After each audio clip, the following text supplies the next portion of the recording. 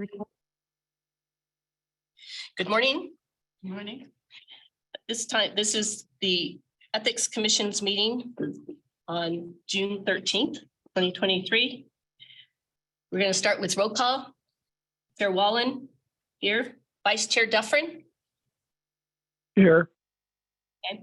Commissioner Grunwald. Here. Commissioner Lowry. Here. Commissioner Towler. Here. Commissioner Oscarson. He's excused, and Commissioner Yen is excused. For staff, we have Executive Director Armstrong. Here. Associate Counsel Bassett. Here.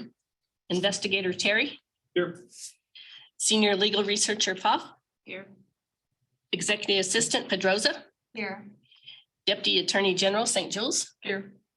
And Conflict Commission Counsel Klump. Here. All right, at this time, please rise and say the pledge. I pledge allegiance to the flag of the United States of America and to the republic for which it stands, one nation, under God, indivisible, with liberty and justice for all. Before we begin, I want to let everyone know that item 4 for case numbers 21-062C and 21-082C regarding Joseph M. Lombardo, Sheriff of Clark County, State of Nevada, will be removed from the agenda today. We put back on our agenda at our July 25th meeting, and we'll be meeting in the Legislative Building in room number 3138. At this time, I would like to ask if there are any members of the public wish to have comment. Executive Director Armstrong, have we had any emails? Thank you, Chair. Yes, we have two written public comments that were submitted. One from a Mr. John Bayetti and another from a Miss Kathy Benson. Those both related to agenda item number 4, which we are not hearing today. And so they're available for today's meeting, but we'll also have them resubmitted for the next hearing. Okay, all right. And there are no members of the public present here in Reno to provide public comment. Right, and are any members on Zoom wishing to make public comment? There are members of the public on Zoom. No one has responded to my question if they'd like to make public comment. I believe Commissioner Oscarson is also in attendance. He said that he was via text. Oh, Commissioner Oscarson? Maybe he's-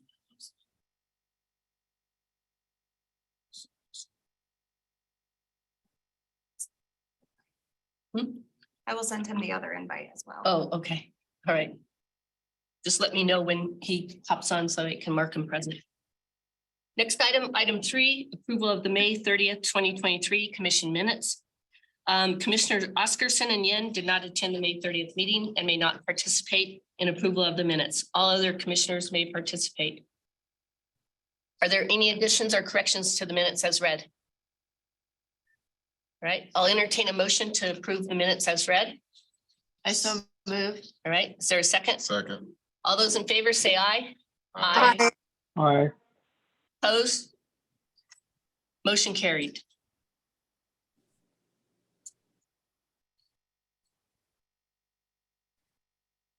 Next item, item 5, discussion and approval of a proposed stipulation concerning ethics complaint number 22-102C regarding Raymond Spencer, former Lieutenant, Las Vegas Metropolitan Police Department, State of Nevada. Proper notice has been provided and waivers have been received for ethics case number 22-102C Spencer. Further, the members of the review panel, Vice Chair Dufferin and Commissioners Lowry and Yen may not participate in the consideration of this proposed stipulation. All other commissioners may participate and vote on this matter. At this time, I would like to ask the counsels for the parties to identify themselves and their clients for the record. Morning, Elizabeth Bassett for the Executive Director. Good morning, Samuel Merkovich on behalf of Raymond Spencer. Thank you. This time, Associate Counsel, Commissioner Oscarson. Commissioner Oscarson. Well, we'll just mark him present now, because we can see him there. At this time, I would like to ask our Associate Counsel Bassett to make a presentation. Thank you, Madam Chair. For the record, I'm Elizabeth Bassett, Associate Counsel for the Commission. The complaint in case number 22-102C alleged that Raymond Spencer, a former lieutenant with the Las Vegas Metropolitan Police Department, used the accoutrements of his office to benefit his significant personal interest and pecuniary interest in being elected to the Las Vegas City Council. The commission directed the executive director to investigate claims that Spencer violated NRS 281A, 400 subsections 2 and 7. That investigation showed that Spencer posted several photographs of himself wearing his LVMPD uniform or badge on his Twitter and Facebook pages in support of his campaign. These were photographs that were taken prior to announcing his candidacy for the city council. Following that investigation and in lieu of an adjudicatory hearing, Spencer and the executive director have entered into a proposed stipulated agreement for you today. The terms of the agreement are as follows. Spencer agrees to stipulate to one non-willful violation of NRS 281A.400 subsection 7, which prohibits the use of government time, property, equipment, or other facility to benefit a significant personal or pecuniary interest of the public officer, and he's agreed to pay a $500 fine. The parties have agreed that this is an appropriate resolution in this matter based on the following mitigating factors. Spencer has not previously been the subject of any violation of the ethics law or any previous ethics complaints. He was diligent to cooperate with and participate in our investigation and resolution of this matter. That cooperation eliminated costly expenses and time for the commission. Spencer did not recognize any financial gain or benefit as a result of his actions. And Spencer retired from the LVMPD on May 22nd for his primary election, and since that time has not become a public employee or officer. Given the information obtained in the investigation of this matter and the mitigating factors discussed, the executive director and I believe that the terms of the stipulated agreement are appropriate. We'd like to thank Mr. Spencer and Mr. Merkovich for their cooperation in the investigation and in the resolution of this matter. I'd be happy to answer any questions. Thank you. Madam Chair, Yeah. I am here and have heard the whole proceedings of the meeting. Okay, thank you. You can't see me because I'm in the middle of Wyoming with not dressed appropriately for your meeting. All right, well, I'm glad you're here. Thank you, Commissioner Oscarson. Mr. Merkovich, do you have any additions to Associate Counsel Bassett's presentation? No, I do not, Madam Chair. I think the terms of the stipulation that I reached with Ms. Bassett speaks for themselves. Okay, thank you. Fellow commissioners, do you have any questions of either party? Yeah, I do. The first is, how did we come up with one violation when there was multiple photographs and video? This is Elizabeth Bassett. Because it's a stipulated settlement, that was the terms that we reached. It was, again, they were pictures that violated the law. They weren't taken prior to the campaign, and they were primarily limited to places on his social media and campaign websites that related to his background. And so we took that into account as well. Okay. Let me ask you this question, because this is a non-willful violation, correct? Correct. So my question, after he received the complaint, did he take down those pictures on his social media pretty promptly? I don't believe they were taken down, but he did retire, which then caused, that's a little bit of an interesting question, because then he was no longer a public employee. And the use of the photos, if he were posted them after he was no longer a public employee, they wouldn't be a violation. So that was kind of one of the interesting facts that was at issue in this particular matter, is that he was not a public employee the entire tenure of his campaign and the entire time that the photos were up. But I don't believe they were, and please correct me if I'm wrong, Mr. Merkovich, but I don't believe they were taken down. I don't believe that they were, no. So after he retired, he was allowed to keep them up? I mean, to me, that would be, you're appearing in a police uniform and you're not a policeman anymore, so you're impersonating a police officer then. I mean, to the extent that they related to his background, though, I mean, he was the sort of like, we've discussed the other ones, like the about me section, like I was previously a lieutenant in the homicide division. That is allowed, if you're not a public officer anymore. So it's an interesting fact that is one of the reasons we reached this particular stipulated settlement. I just would add here that there's a jurisdictional question. When he ceases to be a public officer, he is no longer within the jurisdiction of the ethics. He's not impersonating an officer, but posting historical photos of himself that are accurate and reflect the positions that he formerly held.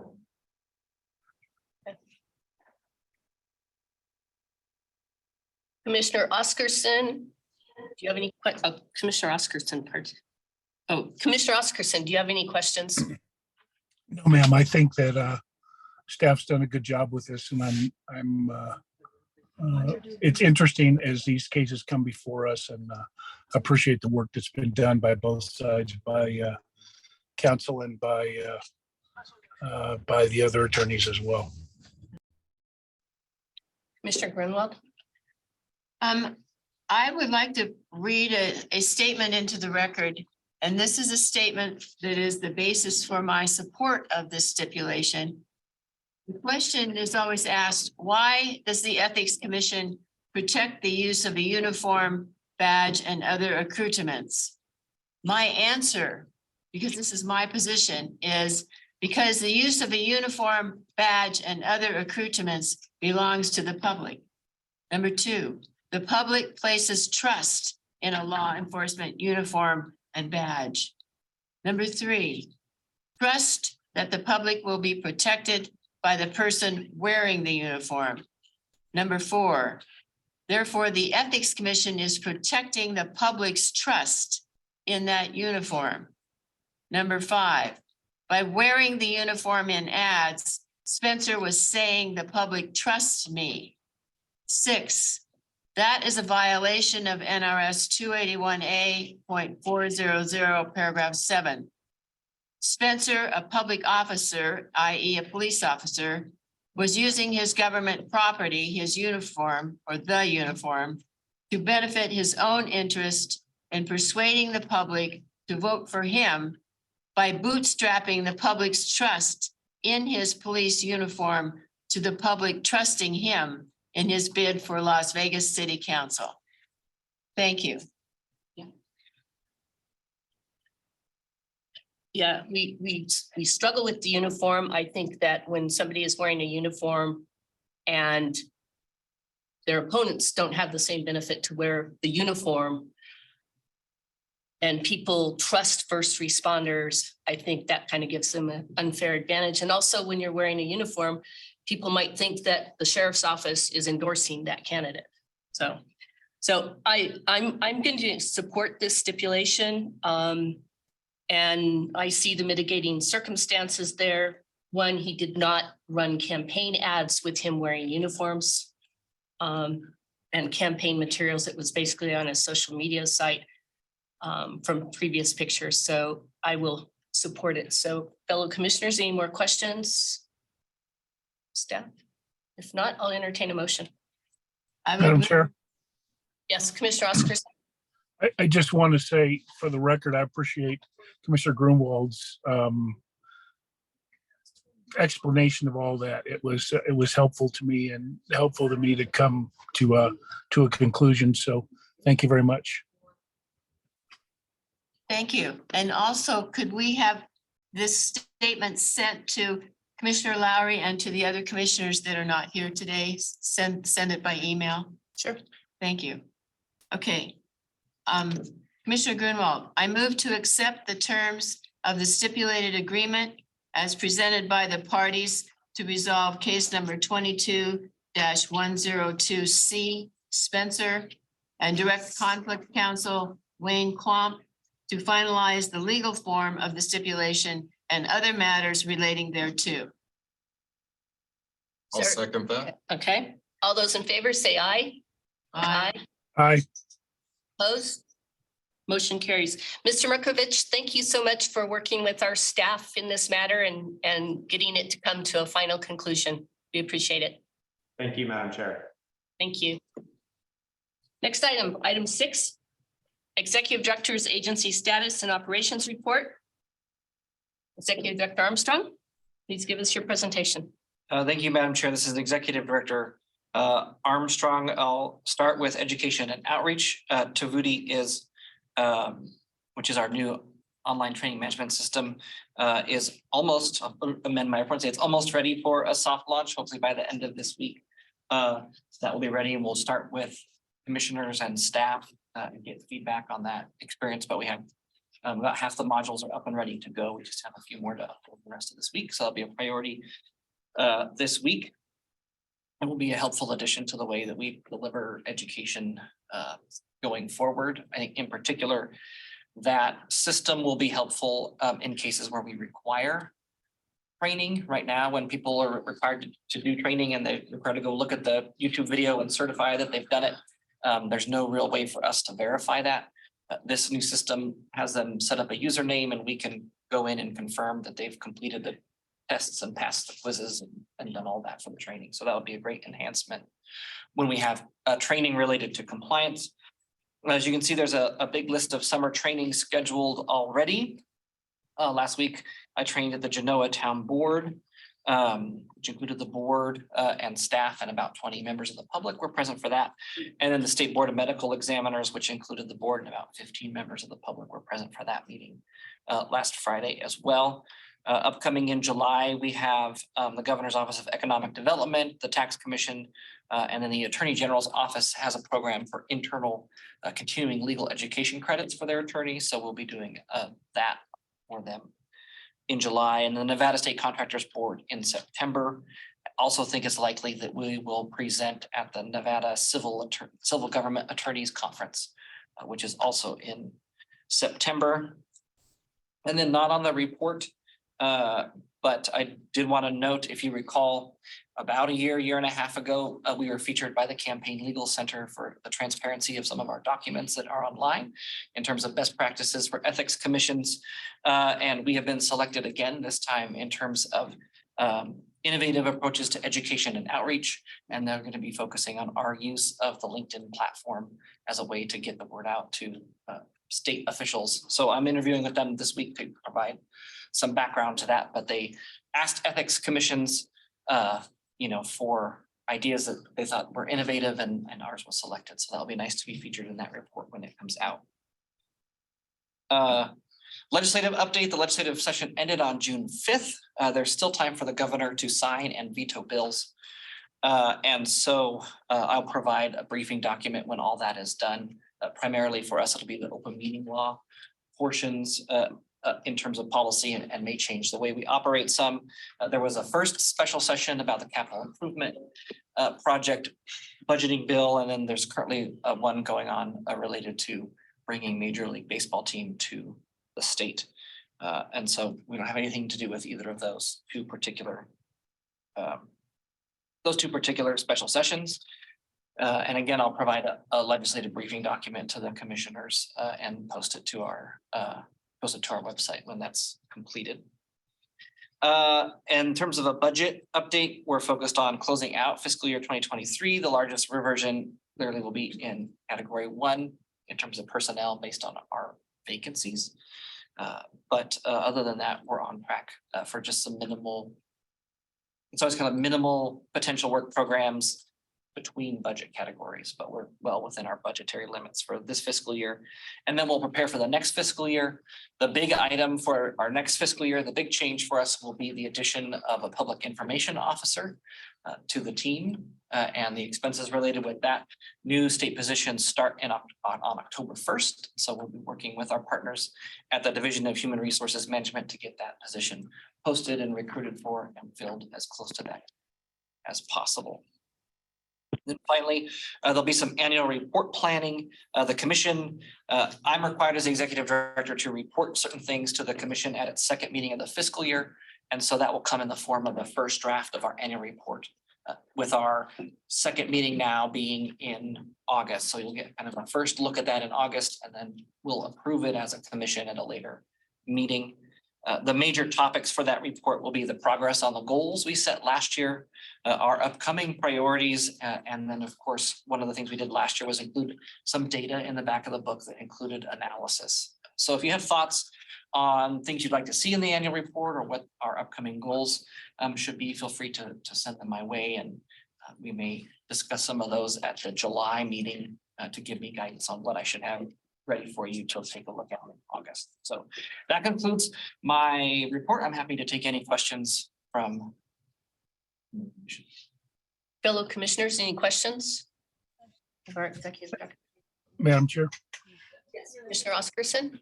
maybe it's just because I'm on vacation and I'm full of happy words today.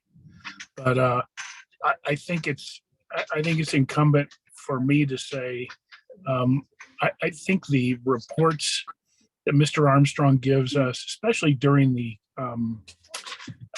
session, he and I had some late night phone calls when he was following things. I think it's just commendable that he was aware and paying attention and taking care of the best interests of the commission. I don't know how often that happens, but I'll tell you that I certainly appreciate the updates and the continued communication that he did during the session. And I'm looking forward to the next session when he can stay up late at night and do those kind of things too. Commissioner Lowry?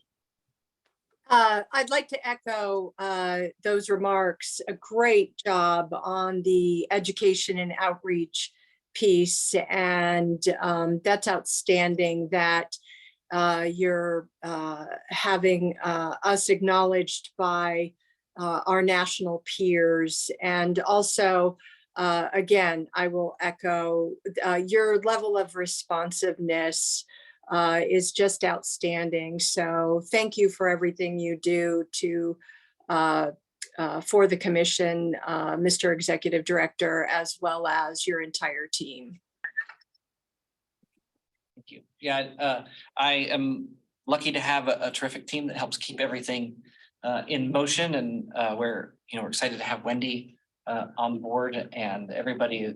I think everybody is excited that that legislative session piece is done because it's so disruptive to kind of the workflows. You might get pulled into a hearing at any particular moment, but everybody's been chipping in where they can, and we're excited to have Brandy. I should mention that, I guess, too, in my report, is that Brandy Jensen, who the commission voted to appoint to the position, has accepted the offer of employment to be our commission counsel, and she will start in early August. So we are excited to have Brandy come on. I think there'll be some discussions with Mr. Ott at the Attorney General's office about having a DAG, hopefully Ms. St. Jules, be just assigned as a commission support going forward, because we pay an assessment for the AG's office support anyway. And there are sometimes questions where it would be helpful to have that real attorney-client relationship when we're asking about how other commissions might do particular actions. And so we'll keep that conversation going and not let Ms. St. Jules disappear forever is my goal there. So. Yes, I mean, it'll be nice that the commission will have its full staff. Yep. And I want to recognize all of the staff for wearing multiple hats for the last 8 months, basically. I think it's been, or almost 8 months. It seems like it's been 8 months, but I just want to commend the commission staff for wearing all those hats and keeping everything going and doing so well. And I will say this, during the session, it was great getting the weekly reports of what was going on during session and keeping us posted and stuff. And then it'll be nice when you get your PIO position in there, so that way you can take off a couple hats. It will be very nice. Our goal is to continue to expand education and outreach. And as we told the commission, as we told the legislature, when you take a look at our training numbers from last calendar year, it represented 1% of the public officers and employees in the state. And so I certainly don't intend on myself ceasing training activities, because with the PIO, we can get maybe to 2 or 3% in-person trainings. With the Tavuti system, we can maybe get that to 6 or 8%. And then I have dreams and hopes beyond that in terms of getting individuals, especially in large agencies. I think we can create a program in our new system where in large agencies, you could have staff, whether that's on the HR team or in the administrative team, become, certified train the trainers from us, and then they can be delivering that content locally and expand out that way. So lots of exciting stuff that the PIO position will undoubtedly help us be able to be more successful in. And I like the fact that the last couple with the state board medical examiners and the Genoa Town Board, that you had members of the public present. It was great. In Genoa, they had members, they welcomed members to ask questions at the end of the training as kind of a public comment on the agenda item. And so there were a couple of questions from, the general public, and they were all appreciative and engaged throughout the process. That's good. And, I think training, our main purpose is to train people, government elected officials and public employees on the ethics law, so people don't get in trouble. We don't like seeing people come to us. That's not, our job is to train them so they don't end up here. So thank you for all that training. Appreciate it. Other comments? Maybe you could try Chat GPT for the annual report. Have it write it for us, right? Try it. I was at a meeting a couple weeks ago, and we had a breakout session. We were asked these thought questions and dealing with the accounting profession and attractiveness and stuff. And so our group would come up with ideas, and then this one person was typing into Chat GPT, and the answers we got back were things that we said, and it said it better than us. So it's kind of scary. I think that's it for me. Do I have a motion to approve the executive director's report as presented? So moved. Is there a second? Second, We'll have Commissioner Oscarson. third, I'll do third, Madam Chair. Right. All those in favor say aye. Aye. Aye. We'll see. That's his aye. Opposed? All right, motion carries. Next item, commissioner comments.